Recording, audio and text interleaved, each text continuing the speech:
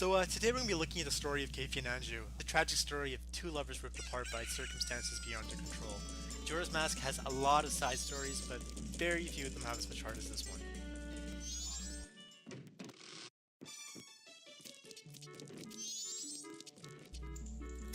Our story starts off with the hero making his way to the mayor's residence, where he accepts the task of locating Keifi from his mother.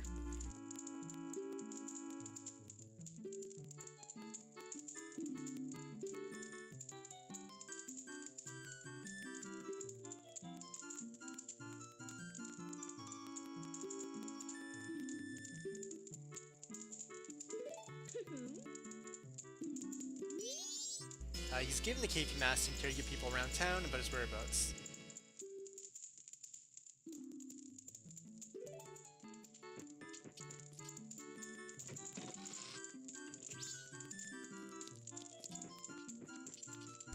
We find out from Keifi's personal journal that he was on his way to the milk bar to talk about his proposal to Anju.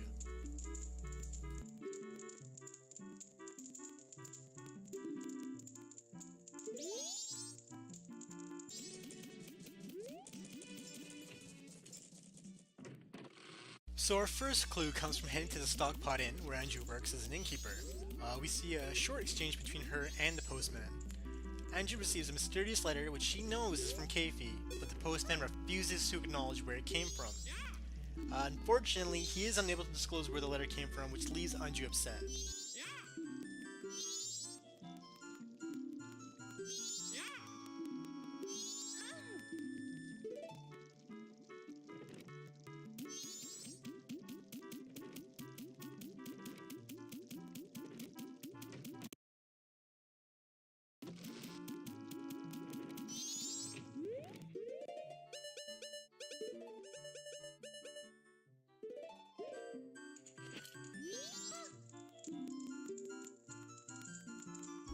When we talk to her with the Keifi mask, we find out that she's still waiting for Keifi. She asks us to meet her in the kitchen at midnight of the same day.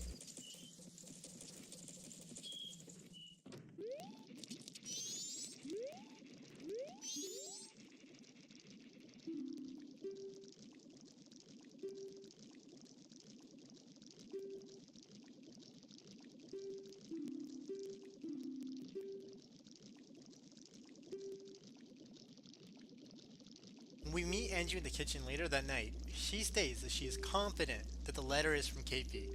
She asks the hero to take a letter to the mailbox and deliver it for her. Perhaps Anju is scared of delivering the letter on her own. The uncertainty of the situation forces her to rely on the hero.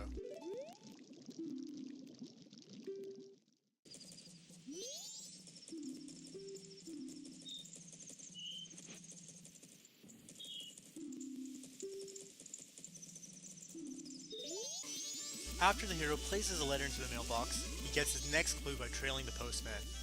The postman eventually stops at the laundry pools where he rings the bell and a young boy in a Keaton mask appears to answer. The hero uses this opportunity to swim across the laundry pools and sneak into the building.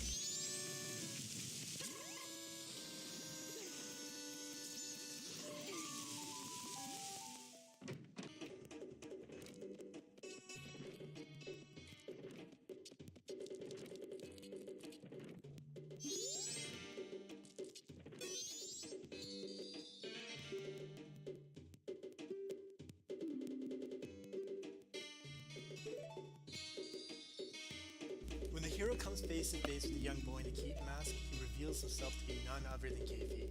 Keifi revealed himself only because he knew that Anju trusted the hero. It becomes apparent that he respects Anju's judgment character. Keifi reveals his story and says that he's a victim of the Skull Kid. The same night where he was heading to the milk bar, he was turned into a child. Even worse, because he had become a child, it was easy for him to be robbed of his wedding mask by a thief. Although misfortune has befallen Keifi, he vows to keep his promise to Anju. He provides the hero with a pendant as a message to Anju that he will honor his vows in return.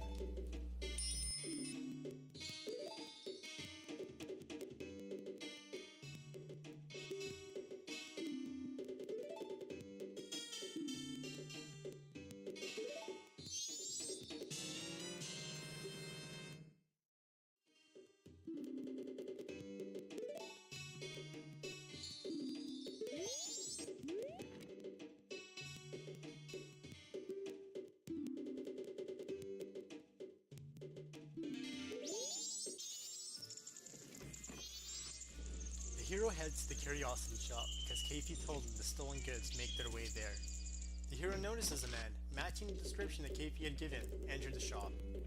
Kafei uses a hidden spyglass from within his hideout and seeks out the thief.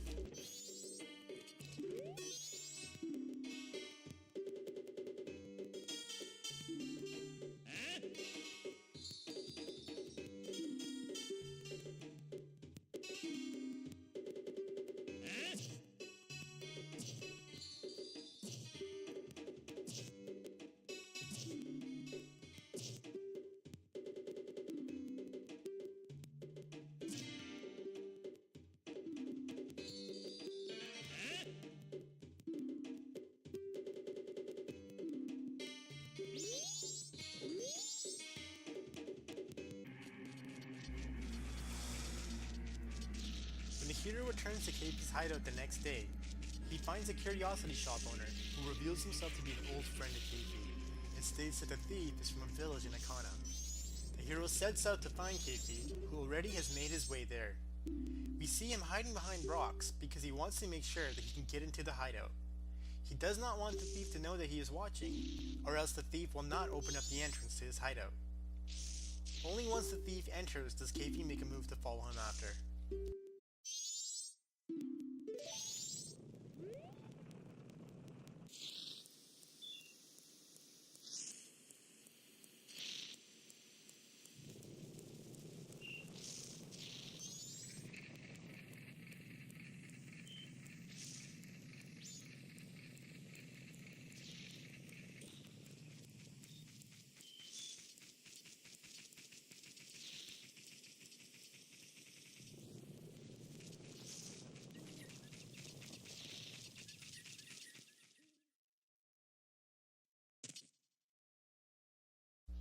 The hero enters in after Kafei, who is nowhere to be found.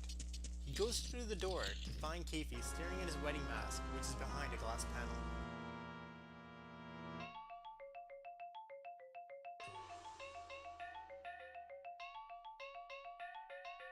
Kafei mistakenly steps on a switch, which activates a conveyor belt, which threatens to permanently deprive him of his mask.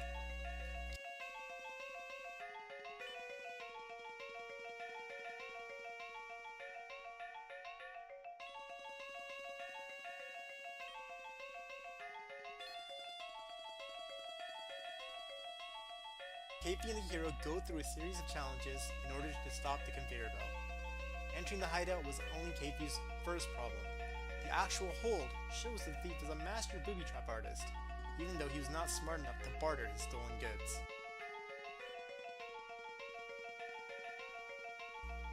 Kafei is unrelenting. He is so close to getting his wedding mask that he refuses to give up.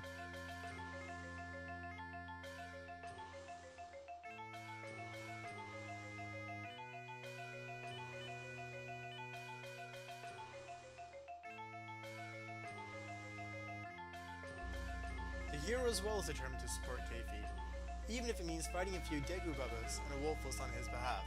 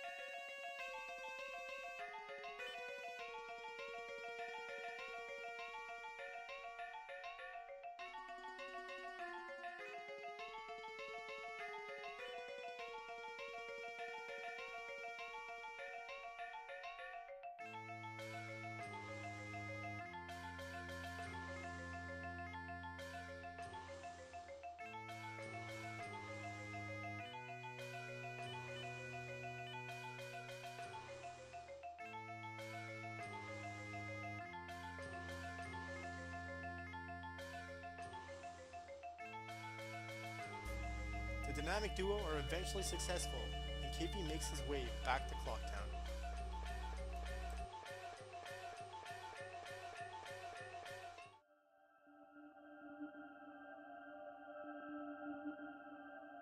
Before the hero ensures that Kafei has made it back safely to Clocktown, he has one last task to the person who set these events in motion.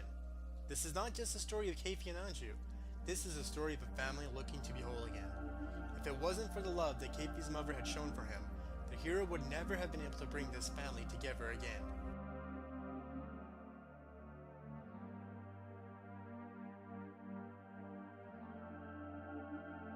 Kafei's mother is relieved to hear that her son is safe, and perhaps she knows where his destination will be.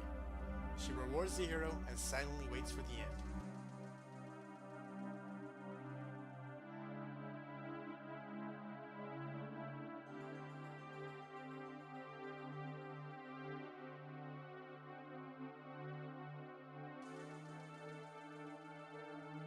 Anju, true to her words, has stayed behind against her mother's own wishes.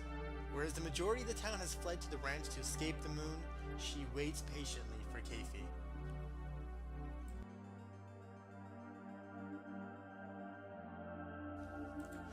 Kafei eventually makes his way to the inn and rushes to see Anju.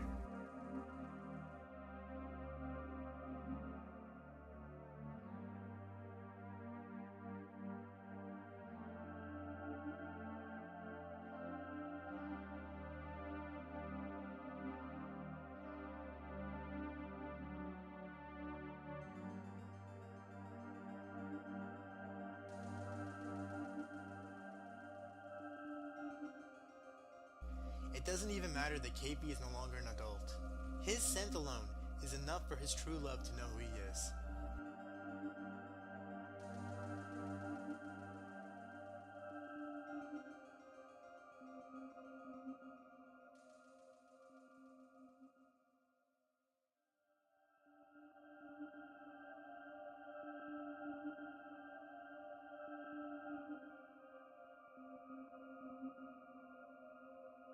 The couple fulfill their vows and exchange their masks. The hero, as witness to their love, is awarded the couple's mask. This mask signifies love between two people.